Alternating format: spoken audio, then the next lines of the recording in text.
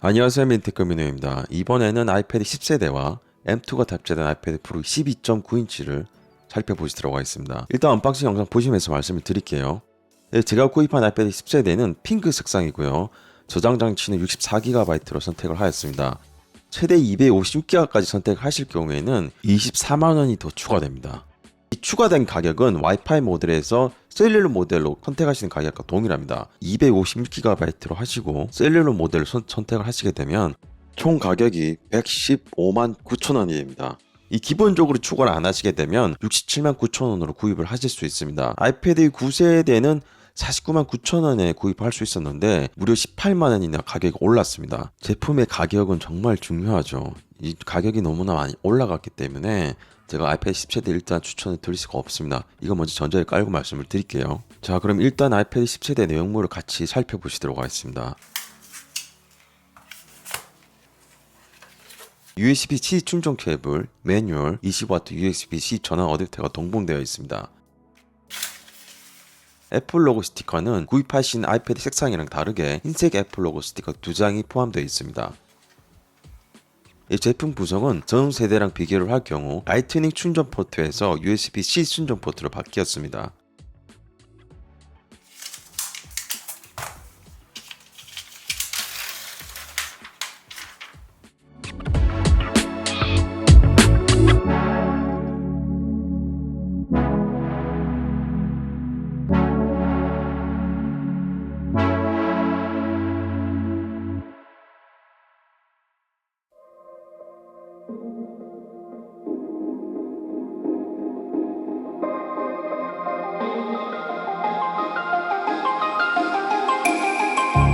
다음은 M2 아이패드 프로 제품 구성물을 살펴보시도록 하겠습니다. 제가 선택한 모델은 12.9인치 256GB고요. 스페이스 그레이 색상으로 구입을 했습니다. 아이패드 프로 11인치는 124만 9천원부터 시작이고요. 12.9인치는 172만 9천원부터 시작입니다. 두 기종의 차이는 11인치에서는 리티나 레티나 디스플레이고요. 12.9인치에는 리티나 레티나 XDR 디스플레이입니다. 전반적으로 봤을 때 기존 M1 아이패드 프로와 완전히 동일합니다. 달라진 점은 이제 충전 케이블 소재랑 2 아이패드 프로 뒷면을 보시게 되면 아이패드 프로로 각인이 되어 있습니다.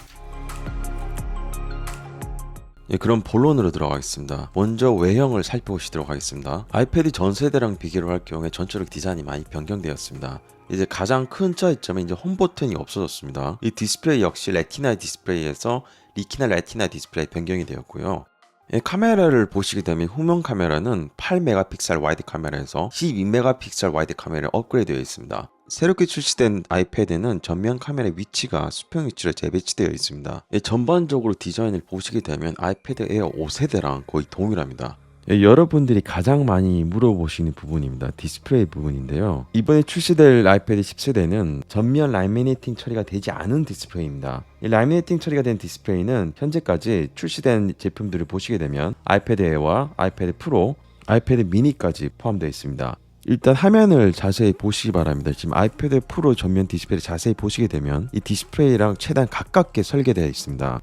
반면에 아이패드 10세대는 지금 자세히 보시면 틈이 보이시나요? 조그맣게 틈이 보이시죠? 프로랑 다르게 되어 있습니다. 설계가 다르게 설계되어 있죠. 그리고 아이패드 10세대는 방사 방지 코팅 처리도 되어 있지 않습니다. 이 제품 가격이 시작되는 가격이 67만 9천원부터 시작입니다. 근데 이 가격에 라미네이팅 처리도 안 되어 있고 방사 방지 코팅 처리도 되어 있지 않아서 도대체 가격적으로 보았을 때도 이해가 안 가는 제품입니다. 지금 여기서 끝난 게 아니에요. 단점이 너무 많습니다. 참고로 아이패드 에어 5세대는 아이패드 10세대랑 비교할 때 전반적으로 디스플레이 사양이 같지만은 전면 라미네이팅 처리가 되어 있고요. 방사 방지 코팅 처리되어 있고요. 와이드 컬러 디스플레이 P3를 추가되어 있습니다. 여러분들 이미 다들 아시고 계실 겁니다. 가장 큰 단점이 있습니다. 다시 한번 말씀을 드리겠습니다.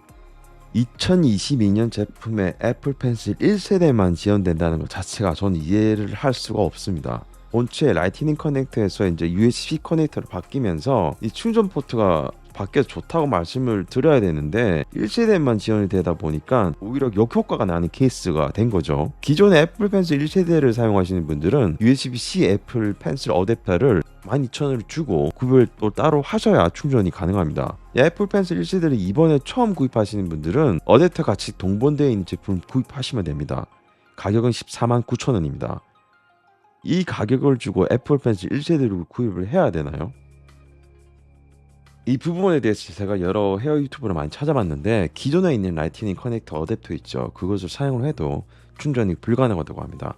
그리고 USB-C 어댑터를 이미 사용하시는 분들도 계시는 걸 봤거든요. 충전을 하시게 되면 애플 펜슬 1세대를 사용할 수 없습니다. 명심하시기 바랍니다. 제가 여기서 말씀을 드리고 싶은 점은 아이패드 10세대와 아이패드 프로 6세대를 제가 출시를 하자마자 같이 프리오더를 했습니다. 그 당시에는 애플 펜슬 1세대 또한 주문하려고 했는데 이게 지금 한 달 이상 기다려야 되고 USB 커넥터 어댑터만 따로 구입해도 한 달 이상 지금 기다려야 되는 실정입니다. 제가 아이패드 10세대 본체만 받고 현재 기다리고 있는 중입니다. 이렇게까지 해서 애플 펜슬 1세대를 사용해야 되나 싶기도 하고 도저히 장점이라고는 찾아볼 수 없는 제품입니다.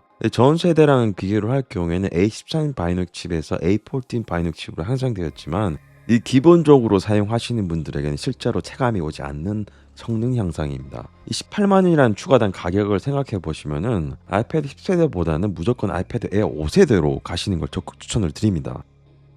그리고 여러분들이 질문이 많이 하셨던 부분 하나 더 있습니다. 이번에 새롭게 추가된 아이패드 매직 키보드 폴리오 한번 보시고 가시죠. 제가 M1 아이패드 프로를 1년 넘게 사용하면서 불편한 점은 아이패드 프로를 영상만 볼 경우에는 굳이 매직 키보드까지 필요가 없어서 키보드를 떼고 사용했습니다. 근데 아이패드 이제 10세대 호환된 매직 키보드 폴리오는 로지텍에서 출시된 제품과 좀 비슷합니다.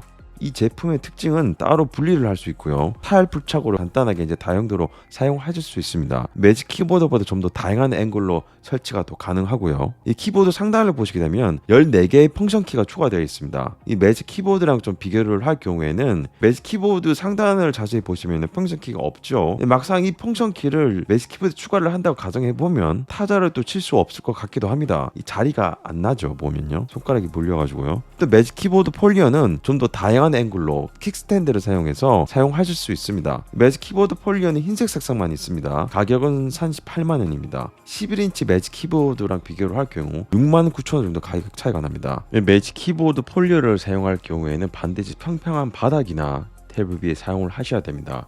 매직 키보드보다는 다양하게 앵글 조정이 가능하지만은 킥스탠드를 사용해서 자리 영역이 넓게 퍼지기 때문에 자리를 확실히 확보를 하시고 사용을 하시길 바랍니다. 좁은 책상이나 무릎 위에서 사용을 할 경우에는 안정적으로 사용을 못한다는 점 명심하시길 바랍니다. 매직 키보드는 보시면 백라이트가 탑재되어 있지만은 매직 키보드 폴리어는 백라이트가 탑재되어 있지 않습니다. 다음은 M2 아이패드 프로로 가보겠습니다.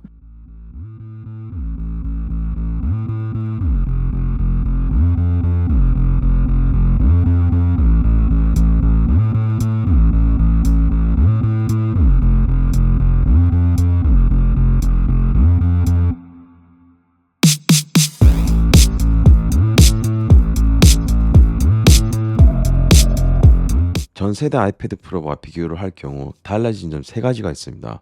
첫 번째는 M2 바이노닉 칩셋이 탑재됐죠. 그 성능 향상을 좀 볼 수 있습니다. GPU가 10코어로 바뀌었습니다. 두 번째에서 미디어 엔진이 추가되었습니다. 프로레스로랑 프로레스 인코딩을 할 때 이제 중요 사항이 될 것 같은데요. 이건 지켜봐야 될 것 같고요. 세 번째는 애플 펜슬 호버 기능이 추가되었습니다. M1 아이패드 프로를 1년 넘게 사용을 해봤기 때문에 실제로 지금 받은 지 얼마 되지 않은 M2 아이패드 프로 6세대에서 사용을 해봤는데 체감되는 차이는 크게 오지 않았습니다. 현재 다빈치 리졸브랑 옥테인이 출시가 되지 않은 시점에서 성능 비교를 한다는 건 자체가 크게 의미가 없기 때문에 이 대중적인 테스트 결과 수치를 보시고 간접적으로 이제 판단을 좀 해보시기 바랍니다.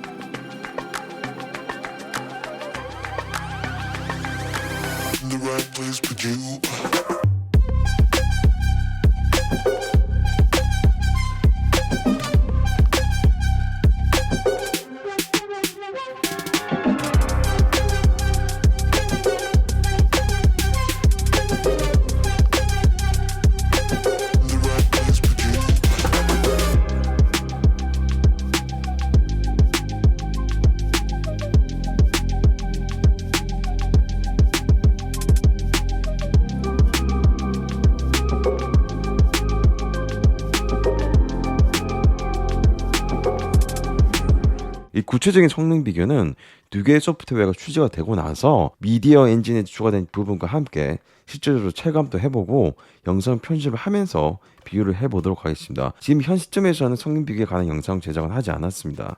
여러 가지로 성능이 향상된 부분이 분명히 있습니다. 하지만 M1 아이패드 프로도 워낙 입증된 성능이라서 굳이 M2 아이패드로 넘어가실 필요는 없을 것 같습니다. 정말 제가 개인적으로 궁금한 점은 같은 11인치와 12.9인치 사이즈로 얼마나 많은 분들이 영상 촬영이랑 사진 촬영을 하시는지 진짜 궁금합니다. 저는 개인적으로 M1 아이패드 프로를 1년 넘게 사용하면서 단 한 번도 사진 촬영이나 영상 촬영을 제대로 해본 적이 없습니다. 페이스타임이랑 줌을 사용할 때 말고는 실제로 들고 나가서 사진을 촬영하거나 영상 촬영한 적이 단 한 번도 없었습니다. 대부분 저는 아이폰으로 다 촬영하기 때문에 과연 얼마나 많은 분들이 M2 아이패드 프로로 카메라를 전문적으로 사용하시는 분이 계실지 궁금합니다. 다음은 여러분들이 가장 궁금해하시는 새롭게 추가된 애플 펜슬 호버에 대해서 살펴보시도록 하겠습니다. M1 아이패드 프로에서 여러분들이 가장 많이 사용하는 앱 중에 하나가 프로크리에이트입니다. 확실히 새롭게 추가된 애플 펜슬 호버가 스케치를 할 때 느낌 자체가 다르긴 다릅니다. 직접 사용해 보시면 아시게 되겠지만 스케치의 강약 조절이 정말 미세하게 잘 잡아주기 때문에 이 전문적인 아티스트 분들이 사용하시기에는 없어서는 안 되는 기능 중에 하나일 것 같습니다.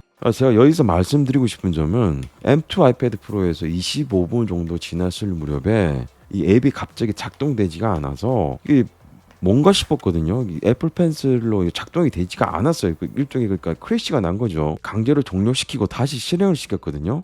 잘 되다가 또 쓰다 보니까 30분, 15분 지났나? 이게 또 실행이 또 안 됐습니다. 여러 번 반복을 했습니다. 그리고 그 다음 날 또 다른 스케치를 또 그려봤거든요. 증상이 똑같았습니다. 이게 크래시가 나가지고 강제로 종료를 시킨 다음에 다시 실행을 해야지 실행이 됐습니다. 1년 정도 사용하던 M1 아이패드 프로에서는 단 한 번도 이런 적이 없었거든요. 제가 생각하기로는 애플 펜슬 호버 기능이 추가되면서 소프트웨어 최적화가 되지 않아서 생기는 문제가 아닌가 싶습니다.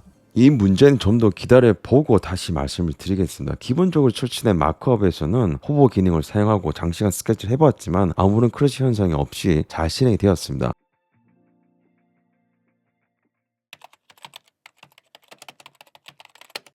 네, 결론을 말씀드리겠습니다. 아이패드 10세대는 구입하시면 안 됩니다. 가격이 70만 원에 가깝습니다. 이거를 구입한다는 자체가 말이 안 되는 제품이고, 다시 한번 말씀드리지만 중고로 아이패드 에어 5세대를 구입하시길 바랍니다. M1, M2 칩이 탑재된 아이패드에서만 실행되는 스테이지 매니지 기능도 사용하시고 합장된 디스플레이를 여러 가지 다양한 방면으로 사용하시길 바랍니다.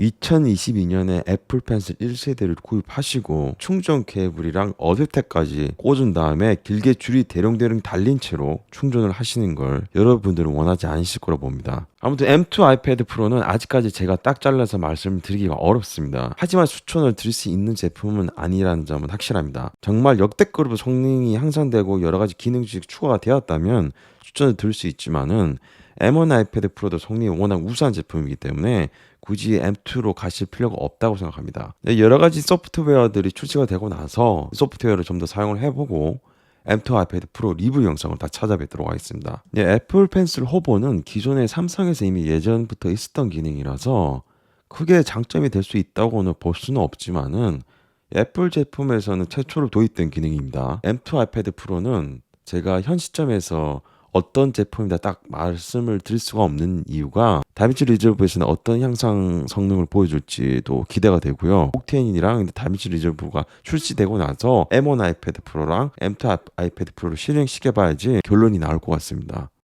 대한민국에서 애플 최신 정보와 리뷰는 빈테크를 찾아주시길 바랍니다.